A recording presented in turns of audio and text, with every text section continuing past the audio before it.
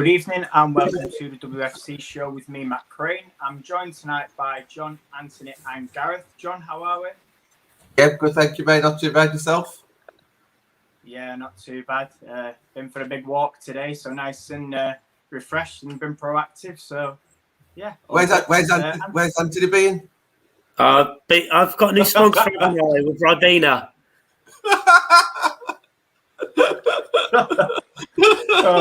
Anthony's been strawberry picking it, some by looks of it. Yeah. How are you doing anyway, Anthony? Yeah, all good, thanks.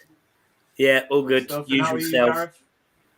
Yeah, I went for a nice long walk too, from my room to the kitchen and back.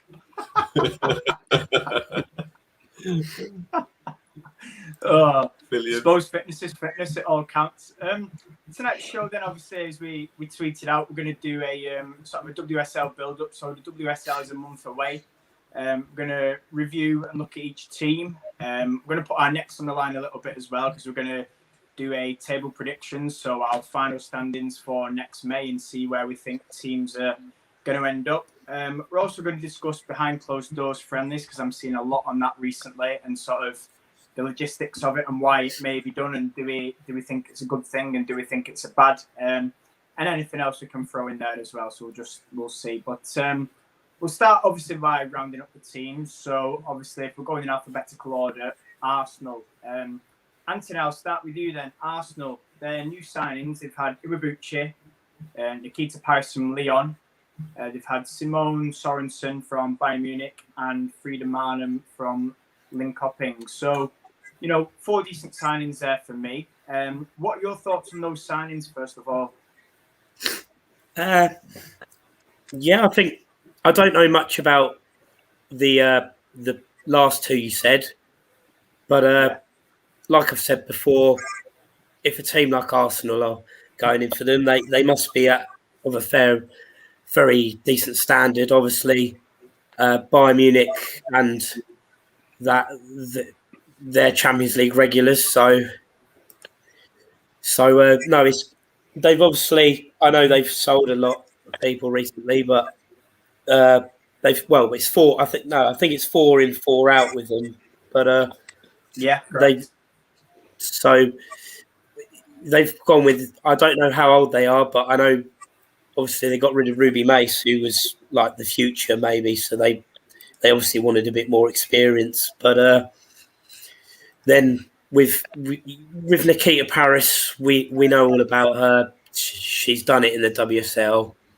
She knows where the goal is. So that is a great signing for them. If she can get a partnership with Vida Meyer, they'll definitely be definitely up there challenging. And then the one they got from Villa, no, she was Villa's best player last season, so that can only be good for them. The creativity as well in the middle. So, no, Arsenal, like you said, 4 good signings, I think. It'll only improve the standard of the squad. I know with their outgoings, I didn't realise Van der Donk had gone until I had looked at this list. But she didn't really play much last season. She was a bit on the outcast on the bench. So, but then it's Lyon again, isn't it? It's one of them clubs you go even if it doesn't work out. So, but I think on the whole, balance Arsenal have bought well. Would you say then they have sort of strengthened based on their outgoings? Because I think I'm looking at sort of Jill Roord and thinking everything she brought to the team. And she's obviously gone to Wolfsburg, which I don't know. When I looked, Arsenal fans seem to be split on that. But for me, I don't know if they've strengthened. I'm still sort of deciding if they've strengthened or maybe just sort of stayed the same. But what are your thoughts? Obviously, like I said, Ruby Mason, another big blow, great young centre half going to City. Do you think then they have strengthened, or have they become weaker, or have they stayed the same? I reckon it's a tough one, isn't it? If they have improved, it's only just with Paris. She can play in different positions, like up front or on the wing. I can't remember if Rude could do that personally. So if she couldn't do it, then that's one plus. So on the basis, I would say they've probably slightly improved the squad. I think I don't know how old Sorensen is and that, but I think she's late 20s because she was okay. We were linked So I with, think, and she's chosen Arsenal. So I think on the balance of that with the defence and that, they've improved it. They've gone for a bit of experience. And I think that's what makes them slightly better defensive-wise. So, no, I'd say slightly better. I wouldn't say they've majorly improved, but... Yeah. Can I jump in on that just quickly? I think the weird thing with Arsenal's ins and outs this year is that those players that have gone, particularly in Gilroyd and Van der Donk, they've not replaced those two players, but they've strengthened elsewhere. So their defence is going to be more solid now. Wobben Moyes another season through. They bought Sorensen in. They bought Iwabuchi in, who can play up front and sort of add a bit of depth behind Miedemar, and obviously Keats has come in as well. So they've added some real quality elsewhere, but then they're kind of two midfield players that have gone. They've not really brought anybody in to replace them. So I think Anthony's right in that it's a funny one because, yeah, they definitely have improved, but they've also weakened at the same time. So whilst they've improved in certain areas, their midfield is weaker, but their attack and their defence is, I would say, stronger. So yeah, it's just a bit of a funny one, really. But good signings, but also gaps that they need to fill. Yeah. And John, coming to you then, obviously they've got a new manager, a bit like ourselves. I suppose it's kind of similar to us in that they may start from a different style of play. Do you think, though, that their squad size is still going to be an issue? Because I said last year that, having that many squad, and I think they had sort of 18, 19 players last year. At one point, they had a lot of injuries, and they've got to qualify for the Champions League this year, plus the FA Cup's obviously carried over. Do you maybe worry that they may need more signings? Because obviously Anthony said quite rightly, 4 in, 4 out. Do you think having a small squad this year... Sorry, so quick. Yeah. You've gone about injuries and that. They're definitely going to need midfield reinforcements. They've obviously lost Van der Donk, and now Hobbs. She picked a knock up at the Olympics. I believe I read. Yeah, it was. I believe she's. No, it was Sunday's friendly. That ligament. Oh, that was it. Ligament damage. Oh, sorry. Yes. She wasn't at the Olympics. Sorry, I apologise. But yeah, with that happening, they're definitely going to have to improve the midfields. But sorry, John. No, it's okay. Go on, John. Just touching on what you guys have already said. I think when I look at Arsenal's squad, I just think that they can outscore pretty much every other team apart from maybe United, Chelsea, and City, and that's something that when I compare them to United, I don't always think that we can do that. We tend to win by 1 or 2 goals, and then I see that they're strikers and that they brought in Iwabuchi and Paris as well. All I can see there is goals, and you can argue that the midfielders have got to get them the ball, but let's be honest, throughout the game, their front three are going to get the ball, they're going to get opportunities, and they do look very clinical. As Gareth said, maybe tightened up in defence as well. This is going to be our main competition, obviously, this season, going for the 3rd place. And as for strengthening the squad, I think you can always look at strengthening different areas, unless if you maybe Chelsea. But, I do think that they probably just need to strengthen, just to consolidate that top 3. As for Champions League games, it's going to be tough for them, absolutely. And this is where we and maybe Everton will fancy their chances. But I'll still look at Arsenal, provided that they are fully fit. They have got obviously a strong team, strong starting 11 that you'd expect, and an experience as well that you'd expect to win the majority of their games. Yeah, I think for me, their season hangs on Viv. If Miedemar stays fit and scores goals, then I think they'll finish third. If she gets injured or she does leave, but I think it's looking unlikely now, but never say never, then I think, then I think they'll struggle to sort of grind out that top 3 finish. So a lot hanging on her shoulders. Absolutely. I think for me, it's interesting because, for one, I want to see how well Paris does, because she was somebody I felt that we should have potentially gone for, although no Champions League didn't help. But this comment here from Paul, talking about Beth Mead starting games, I suppose it does push her sort of further down the pecking order. But I think for me, that said, is that, like, as you mentioned, if Viv is unfit, let's not forget Mead started off as a central striker. She just got palmed out on the wing pretty much, as soon as she got to Arsenal. So it could be quite interesting in that respect. How often will she play, and would she maybe look for a loan move in January? And I know that's something that Natalie, massively favours and is a big fan of. Going to move on to Villa then. And I'll start with you, John. So obviously, again, new manager, Carla Ward, did very well at Birmingham. They've brought in Alicia Lehmann, Remy Allen, Sarah Malin, Chantel Boyd-Halorka, Megan Sargent, and Hannah Hampton. So 6 signings there. So it's pretty much, you could call it half a squad, depending on how picky you are. But how do you see Carla Ward doing there, John, based on obviously the excellent job she did at Birmingham last year? How do you see Villa's season going? Yeah, I don't think that they'll be in a relegation battle as such. I think maybe like you might see them, floating around here or there, but generally I don't think they'll have much to worry about. I look at the signings. For a start, I've actually heard of the players, so that's obviously a good thing for someone who doesn't follow women's football too much, more of a, as you know, Man United women's fan. So yeah, their signings are great, and I think that they'll get off to a decent start, and they won't have to look over their shoulder much. And you see where they've strengthened. I think it's another Birmingham team that's going to kind of suffer this season. And I've got a soft spot for both Midlands teams, but because Villa's actually pushed it this season in the transfer window, I've probably got a bit of a soft spot for them the same way as maybe you guys have for other teams as well. So yeah, Careful what you I say. I haven't named that team, but yeah, look, I live in Birmingham. I've got Aston Villa fans, mainly for the men's team.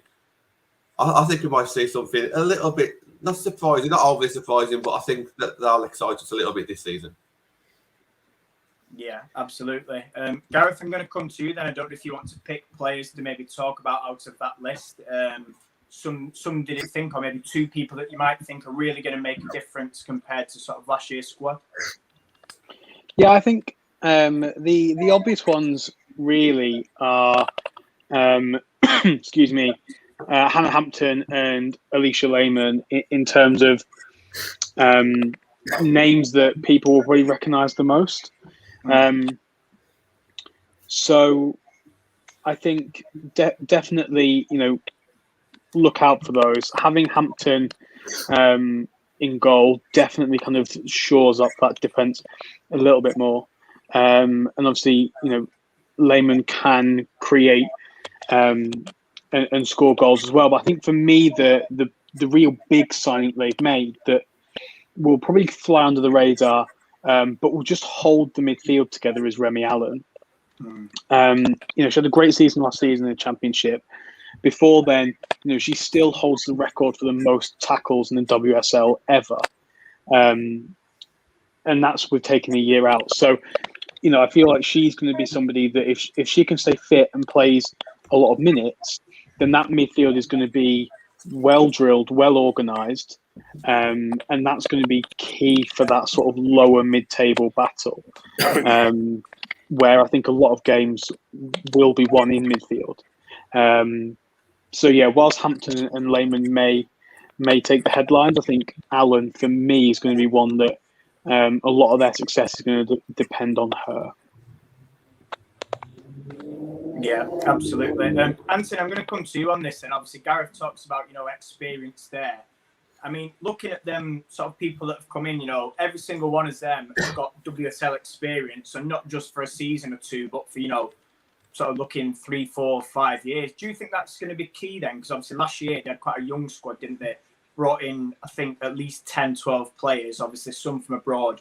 Do you think having that experience and those players with WSL know-how is going to do them a lot of good this year, like Gareth said, and maybe help them in that mid-table battle? Yeah, it will do them a world of good, I feel. Knowing the league and how you've got to play the league is vital and can be vital if you do get sucked into that relegation battle. You have players there that might know a thing or two about relegation battle, so the experience is always going to help. I agree with Gareth about Hannah Hampton. I think they've got a real good goalie in her, and the one game that sticks out for me with Villa's goalkeeper last season was when she basically gifted Man City their 2-0 win in the first 10 minutes with her terrible kicking. So having Hannah Hampton in the goal, she's been around in the WSL for a few seasons now, so fans and that know what she's about. So that can only be a good thing. And if you've got to be confident in your goalkeeper. If you're not confident in your goalkeeper, then it's a tumbling effect, isn't it? The defense don't have any confidence in the keeper, then it just can cause chaos. And I think we've seen that before in certain teams. You think, oh, what's the keeper going to do? Like, I won't pass back to the keeper because what happens if they let it roll under their foot or something? I know it's some of the best, but it's just that confidence thing. But yeah, with the experience, yeah, it's always helpful. Yeah, no, I agree. It's going to be interesting for me. I'm really looking forward to see sort of, how Carla Ward does. Obviously, like I say, I've sort of talked a lot, and I'm sure some of you have as well, about, we expected Birmingham to go down last year, and by some sort of a miracle, she's kept them up. So interesting times and some good signings made. Speaking of Birmingham, we're going to get straight into them now. Lost a lot of players. Again, another team with a new manager. I think they lost the top scorer, Claudia Walker, I believe. Did she go to West Ham? Molly Green has left as well. Abby Grant, Emma Kelly, Sarah Malin, who we talked about before, and obviously Hampton.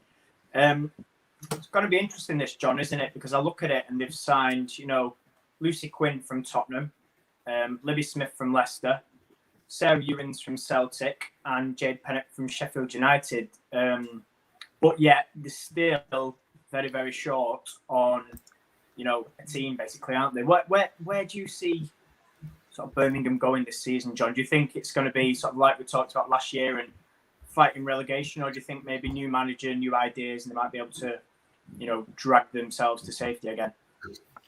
I think, first of all, the players that I've brought in are decent. Definitely good enough to support their quest to stay up. But we'll give our predictions away a bit later at the end of the show, but they're going to be in that battle, aren't they? And it seems like a lot of other teams are pulling away from them. And even like the mid-table teams are pushing on. I don't know if they can actually push on, that's what I mean. So I do think they'll be up against it this season, and it's going to be unfortunate. They could also be on the wrong end of quite a few bad results as well, which won't help the goal average. I would just like to see him stay up, obviously being from the area, and maybe they can just shine it a little bit and have a bit of cup glory here and there. But I think it's going to be very awkward for them to kind of compete against the likes of Leicester and Villa and maybe Brighton or whoever else will be down there. It's going to be very tough for them. Yeah, Natalie's saying here, everybody's gassing Leicester. Villa have had a better window for her and got the experience. I mean, that's a fair comment. We've not got to Leicester yet, Nat, but we've just done Villa. Anthony, I'll come to you then. Birmingham, obviously John's talking about, he wants them to stay up being local, but do you think that's a little bit of a stretch too far? I mean, obviously you mentioned about Louise Quinn as well, who I did actually miss off my list. Again, experienced defender, used to be at Arsenal, then moved to Fiorentina, so she's played Champions League. Do you think, though, that they're going to need quite a lot to obviously, stay up, or are you confident they might be able to, with a few more signings, they might be able to pull it off again? It all depends on who these signings are. Yeah. At this current time, no, I think they will struggle to stay up. I think Claudia Walker scored quite a lot of their goals last season. I know Jane Pennock can do it, and she's done it for Sheffield United. Mm-hmm. So we know she knows where the goal is, which can only be good for Birmingham. But I'm not sure whether the signings make them any better. They've lost, like you said, quite a few people: Molly Green, Claudia Walker, Hannah Hampton, obviously. So it's going to be a tough one for them to stay up. I don't even know who they're. Have they got a manager? Yeah, from Glasgow. Okay, I wasn't sure who the manager was, but it's not just that, is it? It's have the things behind the scenes they've been sorted out. It can all add up to being bad for the squad with like injuries and stuff. So no, I agree with John. I'm struggling to. They're struggling to find where they're going to get it from.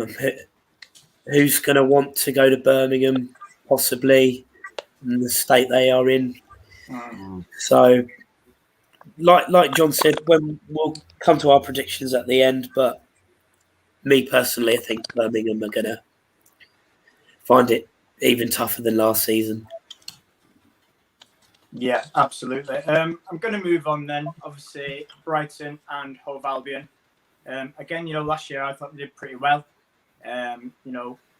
Considering the squad they had and maybe the budget they had, I think that was their highest ever finish so far in the WSL. I'm going to start with you then, Gareth. 2 signings, an experienced one in Danielle Carter, and then Rinsola Babajide from Liverpool, who's joined on loan. What are your thoughts on that then? Because again, that's another club where I'm looking at the outs and there's like 8 or 9 that have left, which obviously again could be to their detriment in terms of numbers and getting a squad together. But where do you rate Brighton's chances this year? Do you think they'll finish as high up again, or is it going to be one where just sort of mid-table? Yeah, I think they'll be fine. I think they'll be around the mid-table. Danielle Carter scores goals. Kind of wherever she's been, she's chipped in and scored goals. So I don't think that is going to make life any more difficult for them. So that's a good signing. Babajide, I think if she can come in and hit the ground running, then she'll chip in as well. My concern with that is she's not played football for what will be close to 9 months by the time the season starts again. Requested a transfer in January from Liverpool, and then never really was then training with the devs. So that for me is one that if it hits off quickly and her and Danielle Carter can form a partnership up front, then that's great. But I feel like that one may take time for Babajide to kind of get up to speed with the WSL again. Similar to Arsenal in that their ins don't really replace their outs. So their outs are a lot of defensive players, a lot of midfield players. Laura Rafferty's gone now. Ellie Hack, Rebecca Stott, Bethan Rowe, all defenders. And they've not brought any defenders in. So it will be interesting to kind of see how they balance the squad. It'll be interesting. I think they're difficult to call. I think they're going to be. I think if everyone was predicting kind of a 1 to 12, then I feel like a team like Brighton would have the most difference between the lot. Yeah, and John, obviously thinking of ins and outs, and obviously there's more outs than ins. Do you just want to briefly talk to me about that then before we sort of move on to Chelsea? Well, this brings our old team to mind, doesn't it? United, was it 5 strikers leave? Only Martha Thomas coming so far. Obviously, there's probably room for a couple more. But yeah, I think sometimes you might have to look at the squad in a bit more detail. So obviously, because we know United, I can tell you that maybe 3 or 4 strikers is probably enough because they can play in various positions. For example, Russo, yes, she's a striker, but if she's needed on the wing, we can do that. Tooney, she's a midfielder, but if she's needed on the wing, we can do that. I think you need to have a look at your squad. You may already have too many strikers, so we may have had too many strikers at the start. Not just us now. This is any of the teams that we've mentioned. You may be allowed to actually remove a few more strikers and make room for midfielders and defenders.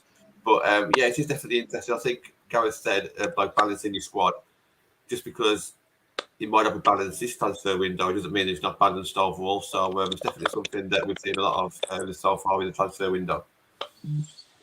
Yeah, absolutely. Anthony, I'm going to come to you for Chelsea then. Obviously, 2 signings, but to be fair, in my view, I don't think they need really too many more, if any more. Anna Cano went from PSV, defender, and obviously, as it's well documented, Lauren James. Obviously, outgoings, we took Hannah Blundell, and then Jamie Lee Napier left to join London City. What are your thoughts on Chelsea? Because, I mean, like I said, 2 coming in, I suppose you could argue on both players, really. Did they really need them? Well, like you said, it's 2 in, 2 out. Like position replacements. Yeah. Jamie Lee Napier, she obviously went because she didn't really get any game time. And I think this PSV defender is better, more experienced. But like you said, did they really need them? No, but then you want to keep your squad freshened up. You don't want to get complacent. You always want to be looking forward and improving. You just look at Chelsea. They had a really good season, but then the Champions League, they got annihilated in the final. And it just shows... that game just shows you can never not improve too much. Like Lauren James, we know what Lauren James can do. And if she can fulfill her potential, then she's only going to make them better. Yes, she's got to stay fit and that. But I think I can see where they won't do many more signings. They'll feel like did they really need to make them? They just made a couple of alterations where the outgoings maybe possibly weren't happy with game time and wanted a new challenge. Yeah. And Lauren James is for the future, and obviously the experience that the replacement defender brings in is only going to help them with all the tournament competitions. So yeah, I'm just reading David's comments now because David's Chelsea family said, they did need another centre-back or a backup centre-back, and obviously Sophie Ingle is shaky at centre-half. I'm going to let you sort of talk a bit about Chelsea, John, just briefly. Saying, Chelsea doing a clean sweep of domestic trophies again this season. I mean, it's possible, isn't it, with the squad size they've got and the reinforcements, as David talked about, coming in. But what do you want to sort of discuss that and, maybe chat about Chelsea? Yeah, well, I'll leave it a little bit for Gareth to sort of discuss that on screen as well. But what I just want to say about Chelsea was I'm a huge fan of stability. Not just like if it's not broke, don't fix it, nothing like that, because you still want to bring in the likes of LJ to keep everybody else on the toes. But for me, when things are actually running smoothly, then everyone knows where they are, don't they? Everyone kind of knows like where to stand within the club, what the development is, what they need to do to get into that starting 11. Obviously, stable manager, presumably stable coaching staff as well. Everything just seems to be stable. Whereas you look at Arsenal and United, which is completely the opposite. For me, the reason why I think Chelsea will win the league is not just because of the quality of players, it's just because everything's just so consistent for them and they've got no issues whatsoever. you have a look at the issues that we've had with Arsenal. It's just forever playing on your mind. They've got no distractions. So to me, a good transfer window so far. And they're looking strong. I'll pass that comment over to Gavin. Yeah, so for me, I think Chelsea again are comfortably the strongest team in the league, and I think with the clean sweep of trophies, it's always difficult to predict that. Be bold to go and predict that any team is going to go and win all three. But I think if any team is going to it, it's going to be Chelsea. As regards to kind of their signings, I think they did need another centre back. Like David has said, they've got Bright, they've got Ericsson, and apart from that, there's no other orthodox centre half. So Ingle has dropped back and played in defence, which she doesn't even do for Wales. It's Ladd that drops back in defence for Wales. So I think adding another centre half does improve the squad. I think with regards to Lauren James, that's a case of you make the signing now, and then it comes to fruition in a year or 18 months. That's when things start to really click. LJ's going to play. She's going to play games. She didn't start every game for United last season. She spent quite a bit of time injured and then coming off the bench and having an impact that way. So I think that's probably what she's going to do for Chelsea this year, likely, providing their strikers stay. But I think the interesting thing with Chelsea for me is that you're going to have a lot of other players that are going to be in a position now where they can step up. Jessie Fleming is coming off a really strong Olympic Games. You've got Loopholes now, who has a year as a Chelsea player under her belt. She signed in pretty dreadful circumstances, signed in March of 2020. Then obviously that got cancelled and then wasn't able to kind of do anything there. So awkward first year for her. And I think if you just look at that squad, position by position, they're easily the strongest squad in the league in terms of 1 to 11 and in terms of kind of your 13 to 22 as well. I think it's just going to be difficult for anybody to catch them again this year.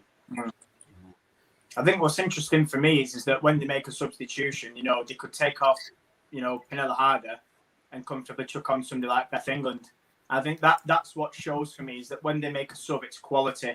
It's not like other teams where they might, take somebody off and not have somebody equally as good to replace them or close to that level to replace them. I think, they've got that strength and depth, and whoever comes on the pitch, you're going to be in for sort of a tough ride. Going to move on to Everton then. Made quite a few signings, quite a few good signings as well, actually. Tony Duggan, Kenza Darley, Anna Ambergard. They've got Leonie Meyer, who came from Arsenal, Courtney Brosnan, Aurora Gali, and Natalie Bjorn. Now, for me, there's been a lot of talk on Twitter about Everton potentially nicking fourth off us. So I'll start with you, John. Can you see that happening realistically? I mean, Willie Kirk always talks about them winning Champions League, and they've made some solid signings there. They've also had, again, a good 8 or 9 leave. But where do you see sort of Everton going? Because obviously, I'm thinking, okay, they made some good signings, but some of them are going to have to gel, pretty much like any team, I suppose. It's a lot of signings, isn't it? And this is the stuff that we were looking at United, like 7 out of 5 in so far. It's a big one, and that's the exact opposite to what Chelsea do, isn't it? They might need those signings, but just because they've made a lot of signings, it doesn't necessarily mean that they're going to be good signings. It doesn't mean that they're going to hit the ground running. Obviously, Anne Regard, obviously that's a real good signing for me. But I think people are expecting a lot of them because of the amount of signings that they've made. I still don't think they'll challenge second or third, like it's been mentioned in the comments. Even if they get a good start, will they continue? We saw it ourselves. We had a fantastic squad last season. We had a fantastic start, but obviously we dropped away. You only need to lose 3 or 4 games, and then obviously you block out that 4. I can see Everton losing 3 or 4 games. So I'm not overly scared of them, but they will be pushing us harder than last season. Let's put it that way. Yeah. Anthony? Regarding Everton, I'm quite impressed with their transfer window. Obviously, they've bought Duggan, who's had plenty of WSL experience, and if she can get the service, then she's going to get the goals. Regarding, do I think they could rock the ship regarding getting fourth? I think that's a bit too far. I think it's a bit more clear with United now. They're starting to get somewhere, whereas it was when we weren't so clear on what was happening and who was coming in a bit much, and that's what I think got people worried about the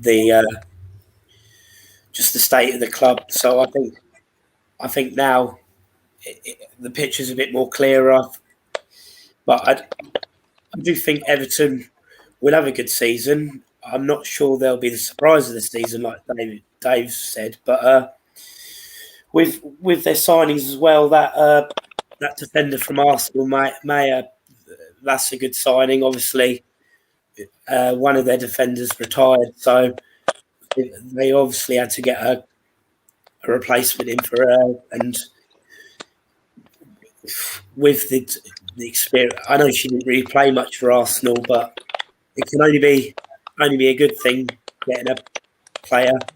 Like I've said many times, people like Arsenal and that don't buy anyone if they haven't got potential at least. So Everton will be fine; they'll be up there. But regarding of rocking our days, not quite yet. I think we're still a level above them. Yeah. Okay. I'm going to move on then, Gareth, and start with you, Leicester. 6 in so far. And I'm going to say 10 out because Holly Morgan potentially retiring is a 10th player. So I know we've talked about them a lot, but obviously I'm thinking, because you know quite a bit about Leicester as well, what do you see happening for them? Because, obviously they've signed, for me, they're 6 experienced players. Yeah, I think their ins are quality ins, all coming from this level. They've not signed anyone from the Championship asking them to kind of adapt to a higher league. I think their outs, there's only really a couple that surprised me. But in terms of how much game time those have had, obviously Remy Allen played pretty much every game last year. Charlotte Fleming joined in January, didn't really get a game. Grace Rigler, Leah Cataldo, Freya Thomas, Amy Everett, Millie Farrow didn't really play any games. Olivia Ferguson, I think, was unlucky and maybe could have played more. But Lashante Paul's in great form. Obviously, Paige as well. When Kane came back fit, she wasn't dropping out of the squad. So Liv Ferguson's gone. Holly Morgan's retired, didn't really play a lot. And Libby Smith played out of position for a lot of the season. So you think that with those outs, they have made the squad stronger. And then Natalie mentioned earlier, sort of comparing Leicester to Villa in terms of the window. I think, Villa have had a really strong transfer window and they've made some really good signings.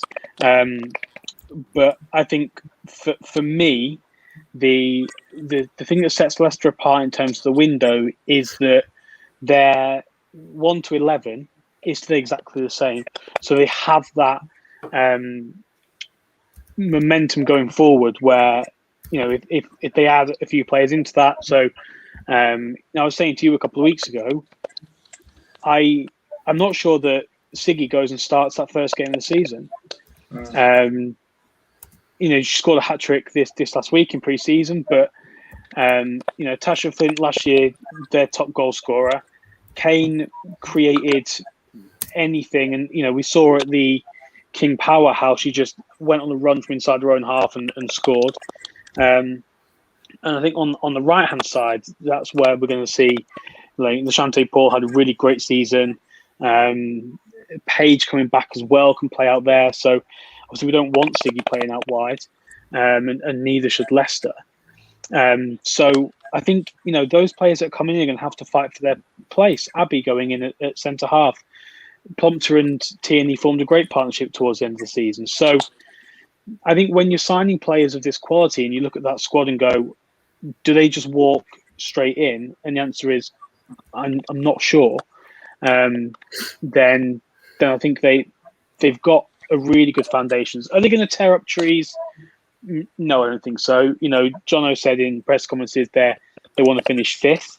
I don't necessarily think that's going to be the case, but I feel like the race for sort of 6th and 7th around that area is well and truly on. And I think we'll see teams like Reading and Villa and Leicester be in that fight for kind of the upper mid-table battle, sort of behind the top 3, United and Everton. Yeah, fair comment. Anthony, Man City, 3 signings. They've got Bunny Shaw, Vic Lasada, and Ruby Mace. Obviously, last year they got off to a little bit of a slow start under Gareth Taylor, probably due to him being new and maybe a couple of injuries. What do you think then is going to happen with them this season? Because I'm thinking, Sam Mewis, for me, was probably their best player last year. She's gone. Obviously, I read a few comments that were gutted to lose Aoife Mannion to ourselves. And there was a few people as well that also mentioned about Gemma Bonner leaving. But what do you see sort of happening with City now? Because obviously, will they kick on? Are they weakened or pretty much the same?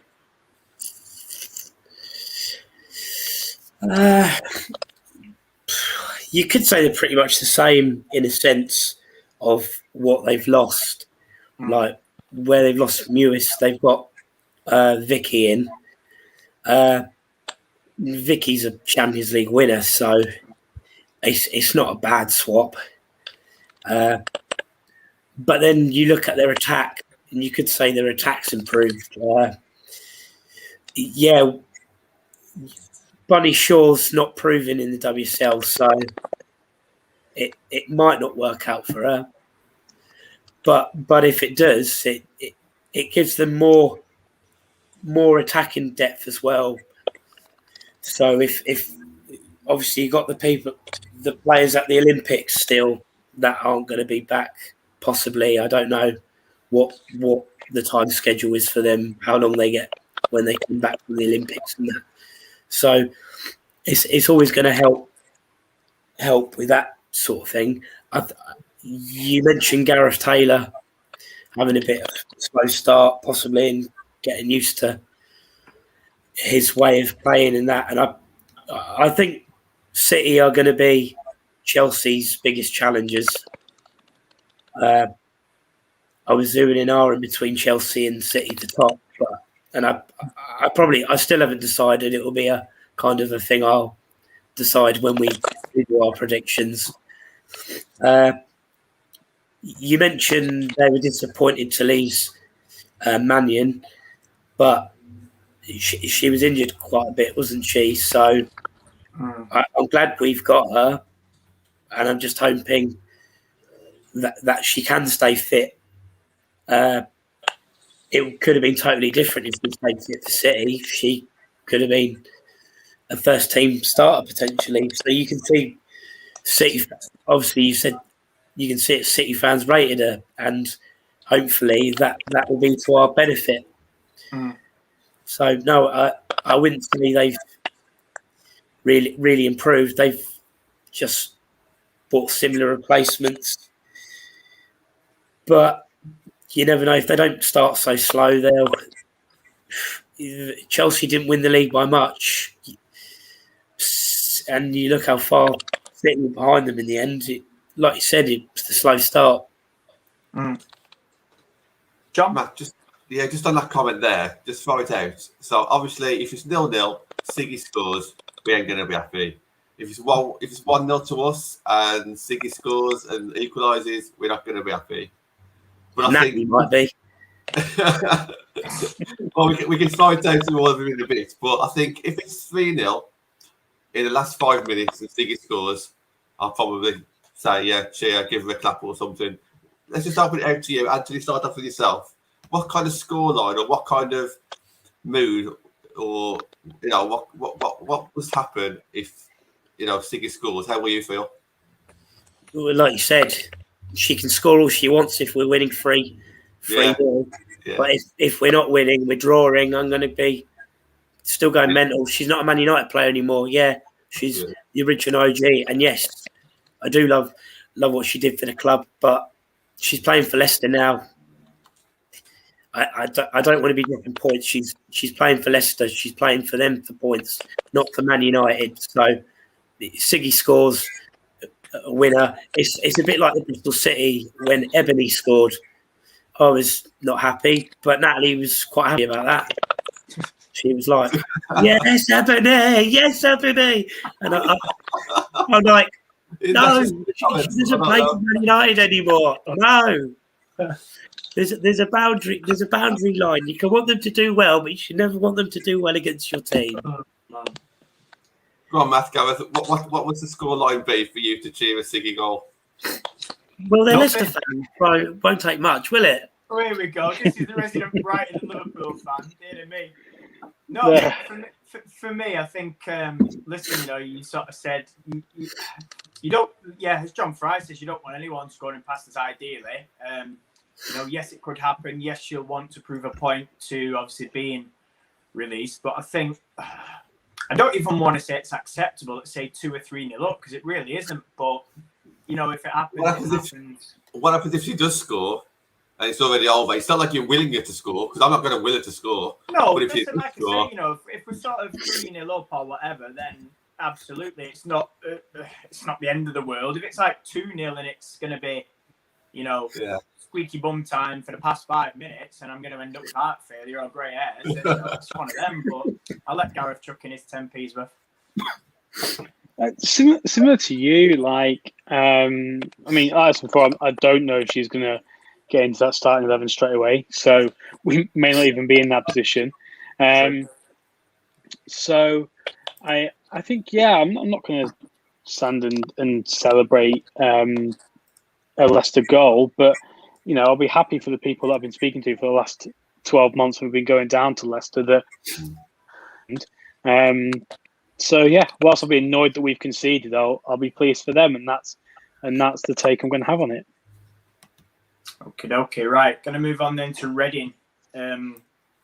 Interesting one for me. I'm going to skip Man United because we talked a lot about that. But Reading, obviously, Natasha Dowie back from abroad. She's been here, there, and everywhere since leaving the WSL. Gemma Evans and Faye Bryson from Bristol. Chloe Pett from Tottenham. And Dean Rose from America. I think she came from a university. Gareth, I'll start with you then. Obviously, for me, I'm looking at the sort of the outgoings. You know, you've got Farrah Williams retired, Angrad James gone to America.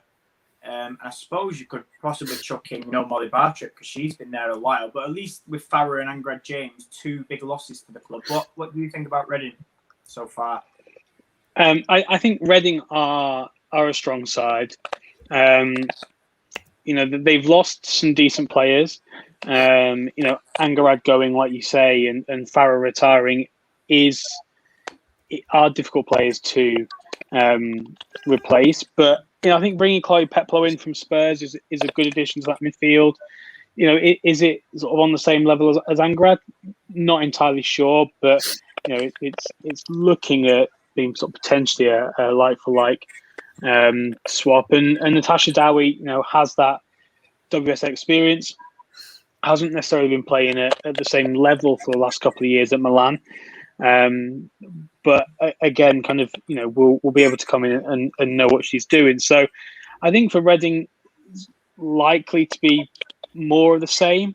You know, I don't think they're going to tear up any trees or be particularly spectacular, but I also don't think that they're going to struggle or be sort of dragged down towards that sort of final third of the table. I think they'll just tread water and maintain the position they've had for the last few years. Absolutely. Anthony, I'm going to come to you then. I'm going to go on to Spurs. Obviously, well documented that our good friend Vicky Jepson has gone there as assistant. You know, in terms of signings for them, again, they've been quite active. You know, they've got Cho, who they had on loan last year. They've got Maeva Clemeron from Everton. They've got Corpella as well, the goalkeeper. Molly Bartrick. They've got Tang, who came from the Chinese league. They've got Gracie Purse, and also Chichi Obagagu, who was at Real Madrid, also played for the Lionesses a season or two ago. Thoughts on Spurs then? Obviously lost Rihanna Dean as well, Milana Kennedy, but what do you think will happen with Spurs this year? Because I'm looking at the experience for me that has sort of left the club. Yeah, I think other than Bartlett, I'll admit I don't really know many of the signings they've brought in, but looking at who I know from the outgoings and that, I would say Tottenham have probably had a bad transfer window. I think obviously Kennedy's gone and that, so that we know a few clubs have been in for we've discussed we'd like at United, which is still a possibility, but I don't think Tottenham are going to bring anything to the table, really, anything special. But I think they'll be down and about where they were last season.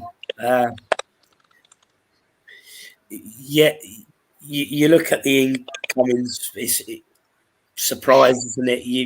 You don't know, they could turn out to be really good, but like you said, Craney's the experience. Other than Bartlett, they've got a couple of other people that have played in the WSL, but I don't know how often they play for their teams. Now, looking at a couple of the signings, I'd imagine they weren't really getting game time. Maybe a reason why they've left to join another club. So I don't expect anything brilliant from Tottenham. They might try and go for a cup run, but league wise, I would say the replacements they brought in. If I was a Spurs fan, I'd want a bit more experience from the WSL. A couple of players that can really improve the squad. Yeah, I'm finally, John, going to finish with you and the last WSL team, West Ham. Again, you know, lost quite a few players, lost some experienced players, some good players. I think, you know, Kenza Darley. Obviously, we took Thomas off them. You know, Alicia Lehman and Emily Van Egmond are big losses as well.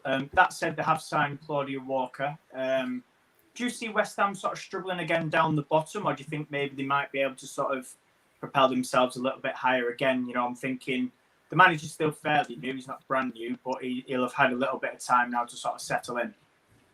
Well, we had 3 West Ham supporters on the show, didn't we, last night? Where we done that Martha Thomas special, and they seem quite positive about the season, which is obviously usually an insight when you start speaking to their own fans. But from an outsider looking in, I think they are going to struggle a little bit. I can kind of see them, along with Tottenham, fighting it out with the 2 Birmingham clubs at the bottom. Now, I'm not going to say that they're going to get relegated at all, but I think in the bottom 4, we could potentially see them and Tottenham maybe just getting above maybe the 2 Birmingham teams. So for me, I wouldn't be that confident if I was like West Ham fans. I'm not saying that it's going to be as much of a struggle as it was last season for them. But yeah, I can't see them. I think it's going to be quite a few teams where they're not going to pick up any points, and let's see how it goes. But personally, I think they're going to struggle, and I think their biggest achievement will be if they can finish above Tottenham. Yeah. Okay. On that note, then, time for a bit of fun.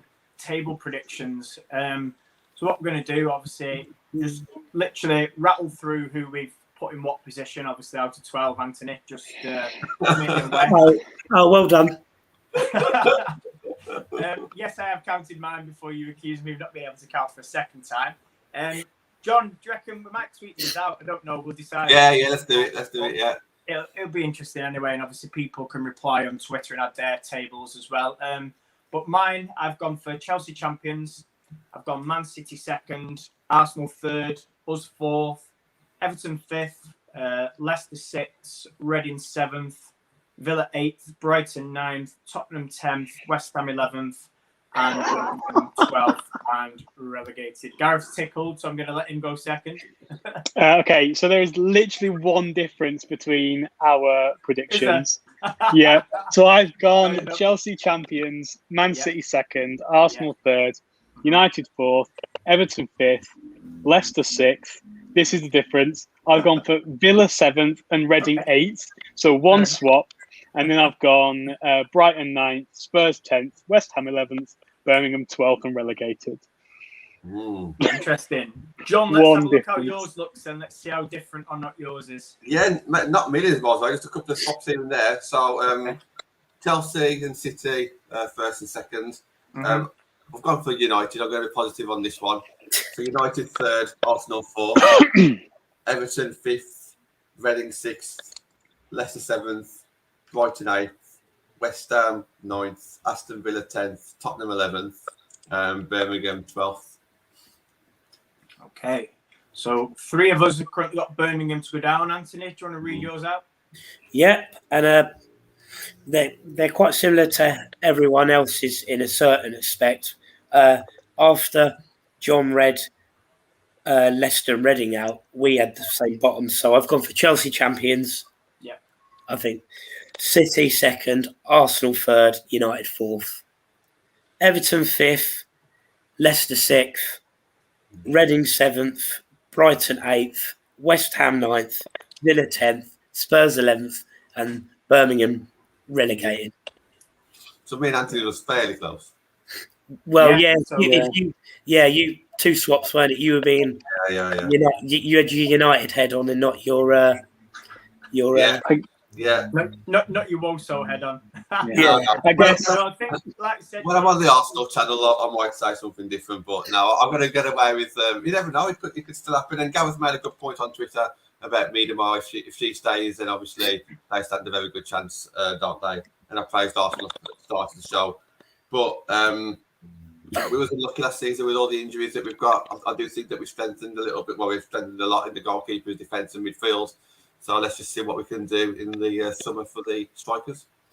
Yeah, I guess. Go on.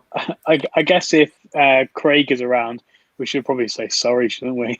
Not apologising for an opinion, but none of us really giving Birmingham any chance of staying up. But we didn't last year. We'll see. So, no. It's one. I'm sorry, Craig. But yeah, I think it's going to be interesting. But like I said, John, what we'll do is I'll get obviously your team. No, I won't.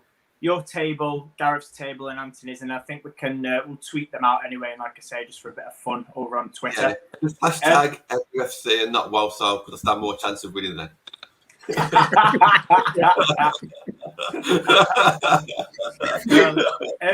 before we wrap it up, I had a question on Twitter from Johnny Ball, who was on with you, wanted John on Friday, and he says, how crucial is getting in a couple more centre forwards for potential cup silverware? So we'll go round. I think we'll go in screen order. So I'll start, then we'll go Gareth, Anthony, and then yourself, John. But I think for me, in terms of like a potential cup, I think probably spot on. I think 2 more forwards, everyone's sort of saying if Martha Thomas stays fit, she can get some goals, but it's an if, isn't it? I think it's the same you could say for Leslie. If Leslie gets injured or if Leslie stays fit, and it's something me and Ben talked about Saturday, where do the goals come from? So I think, good question, a valid question for me.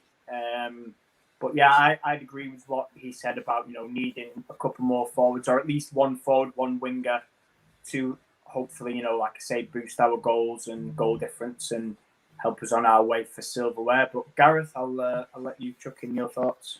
Yeah, I think there's an argument to say that we do need another striker, and I think we definitely do. But I'd quite like to see us look to the devs actually for some of these cup games and give those a run out. I'd like to see players like Maria Edwards sort of get some game time and sort of see what they can do. So yeah, sort of going out into the market and signing somebody would be ideal. But I don't think it's the end of the world if we don't, and we kind of look within the club and look to kind of promote some players. It's just the ridiculous registration rules that are going to prove a stumbling block for that again. Anthony? Yeah, I would probably agree. We definitely need at least one striker. Like you said with Alessi, she's had her injury problems last season, and if fingers crossed, hopefully that's behind her. Because before that, she was spot on. It'll be like having a new signing in itself, really. But as we've discussed previously, we do need goals. We struggle with goals, as our goal difference has shown in the league table in that. And it's like you said, if Thomas or Russo get injured and you're left short, aren't you? And then you're struggling. And it's not just that as well. It's competition. You want competition. Competition's healthy. If you've got another one, you look at United in '99. They had 4 great strikers, and you would know they would do a job whether they started or they come on. And that is what we need with United. And I've also mentioned it before. Another player that needs to stay fit this season is Leah. She's, like I said before, we need her all season, not for 3/4 of the season. So fingers crossed. Mark will look at the squad, analyse it, be like to John and that. Look here, I need at least one more striker. This is a list of potentially who would like, but time will tell. John? Yeah, I think we was desperately unlucky last season. Let's not forget that with the amount of injuries that we had, one game away from Champions League. So I don't think that was like a million miles away last season. Just the fact that we've removed so many strikers now, that's the big one for me. Regarding cups, you may only have to play one big team to get to the final or even in the final. So we could end up being favourites right the way through to the semi-final and final. Yeah. In which case, you could get away with a second choice striker, so long as the rest of the starting 11 is okay as well. So yeah, of course, I'd love another striker, one winger I think would be ideal. So yeah, of course I would want that, but I just don't think it's a disaster if we don't get one. It's only a disaster if we start getting injuries. But of course, you want the squad depth, of course. So of course I'm going to take them, but. Like I say, it wouldn't be an actual disaster if we start the season with the squad that we've got. But obviously, when you compare it to last season, when you got the likes of Fess and Heath and a lot more strikers than LJ, obviously you've got to think to yourself, "Oh, we've got weaker." But maybe we haven't got weaker. Maybe we just had an abundance of players last season that never actually played because it was all injured. Yeah, absolutely. Before we go, then one thing to mention. And it is our pinned tweet, and I know lots of you have already voted already, and we're massively thankful. But the FCA nominations close this Sunday. We're still nominated in all 3 women's football categories, but I think we have decided, haven't we, John, to sort of lean more towards best newcomer, because we think, in our view, that we stand a better shot there than maybe the other 2. But again, like I said, a lot of you, have voted, and we massively appreciate it. If you could share it with family and friends, or even if you've tweeted, fill in the link on the website under Best Newcomer. If you scroll down on the FCA website, like I say, that's pinned on the All United Twitter. We've been massively grateful, and we're so close, and we do genuinely believe that we have a good shot of getting somewhere with this. So fingers crossed. Tomorrow, 7 p.m. Come and join us. Natalie's got her show, Why I Love the WSL. She's on with Rich Laverty, and they are talking about sort of Mark Skinner. And obviously Rich, he knows of Mark Skinner really well, having been along around the women's game for a long time. So yeah, get yourselves there, 7 p.m. We'll tweet out all the usual links to the shows and things like that. Thursday, John, you're back as well, aren't you? 7 o'clock again. Yeah, absolutely. That's going to be a good one with Catherine. I don't know how to pronounce her surname. It's either Bat or Bate, but she's a journalist. So it's the first time that we've had her on the show, and we're looking forward to that one. Absolutely. And then we've got your Friday Fans Forum as well. Yeah. Again, anybody wants to jump on that, don't have to be a United fan, and you want to talk women's football, then drop John a DM or drop Off United a DM, and we can definitely book you on. Saturday, myself and Ben, we're going to be discussing the latest sort of accounts and finances that have been published. We seem to be one of very few clubs to make a profit, so we're going to go into that as well and look at sort of the finance behind it. And then Sunday, there's a bonus show dropping at 7 p.m. We did an interview with a fourth-tier manager of a fourth-tier club in the women's game. And yeah, it was a good show, wasn't it, John? Talked a lot as well, about sort of developing players and developing the women's game and sort of, a couple of United development players and things like that. So that's one to keep an eye out for. And then schedule will also drop Sunday. So, yeah, another busy week. Thanks to the three of you for joining me. And thank you once again to everybody that's tuned in and for all the brilliant comments as well to keep us going. And we'll see you tomorrow at 7 for Natalie's show. Cheers, guys. Thank you. See ya.